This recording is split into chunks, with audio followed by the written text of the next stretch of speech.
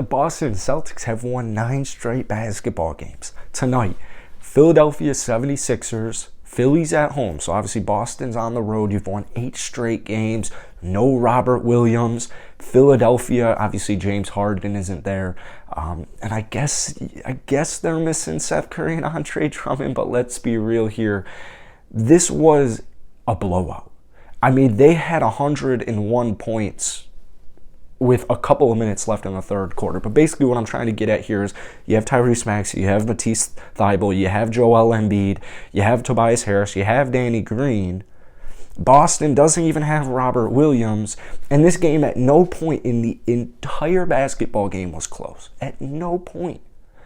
Boston's defense, they are catching their stride, man. They are the best defense in the calendar year of 2022, and it's being on display every time they step out onto the court. And then you throw in trade deadline acquisitions in Derek White and Daniel Tice.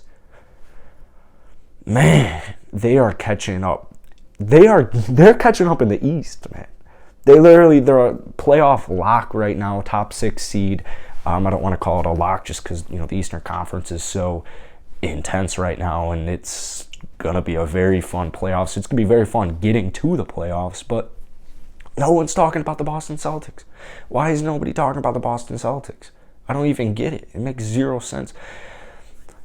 Jason Tatum and Jaylen Brown, when those two are clicking, and don't get me wrong, I wasn't a believer, or I guess I am not a believer, in Brown and Tatum working as far as going to a championship. But man, when those two cats are clicking together, there's very few defenses that can stop them. Very, very few, if any, defense that can stop like a red-hot Tatum and a red-hot Brown at the same time. So what does Boston have? Well, they have offense, they have defense, they're well coached. Boston's legit.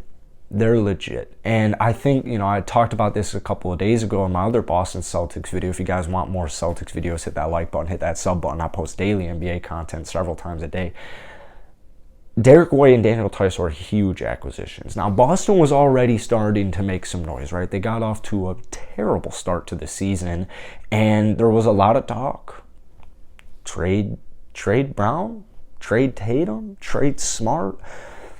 All of a sudden, 2022 comes around, and it's like they immediately flipped a switch. Their defense has been clamping. Tatum and Brown have been orchestrating the offense. You're getting great production from everybody else. Guys like Robert Williams are great basketball players. Al Horford, good basketball mind, great veteran presence to have. Then you go out, you get Derek White. What they gave up for Derek White was almost comical. It was almost comical. Derek White is a solid two-way player in the NBA. He can play offense, he can play defense, he can pass the ball. Like, Derek White can do a lot of different things. I'm not that surprised San Antonio decided to get rid of him. I am surprised at what they received back for him. Daniel Tice, another great acquisition. You guys see this rocket flag behind me. Unfortunately, I didn't want Enes Freedom at all. They waived him immediately.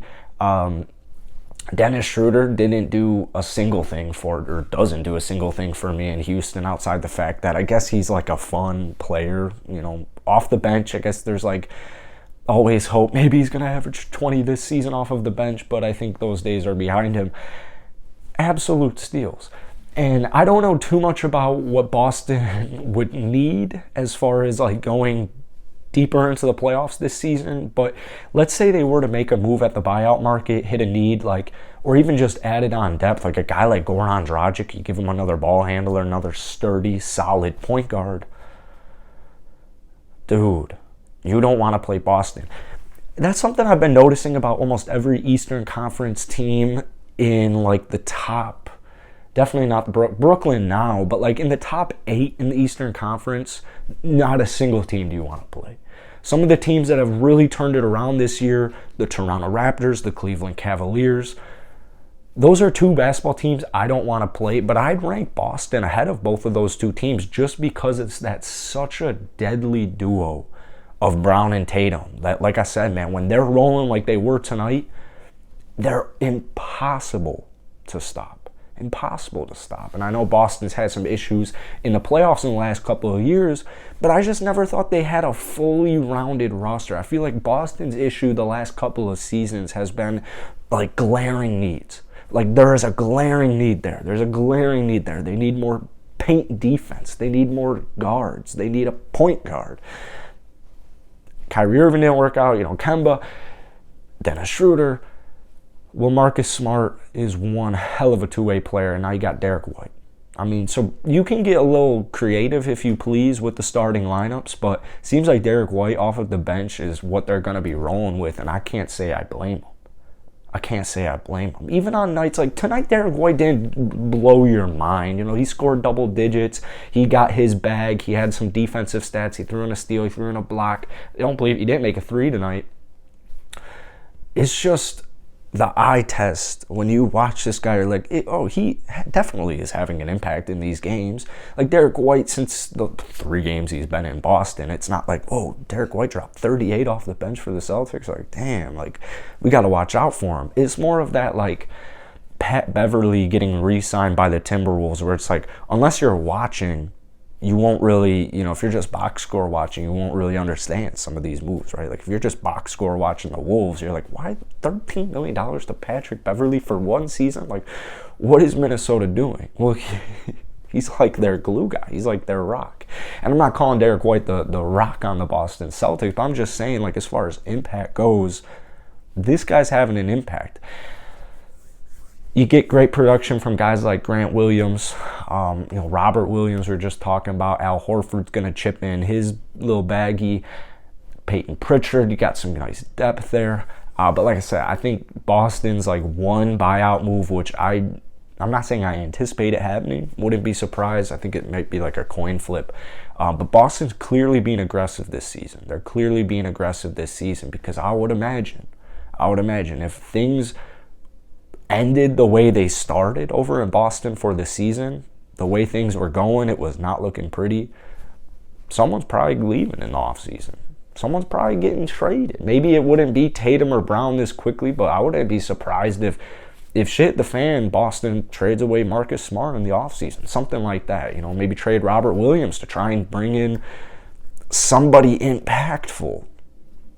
But Boston's doing their job right now. They're doing their job. So 9 straight wins on the road against Philadelphia and a huge-ass rival, a team who is 34-23, 34-22 heading into tonight on TNT, nationally broadcast this game. Like, you're red hot. Like, this was a great win.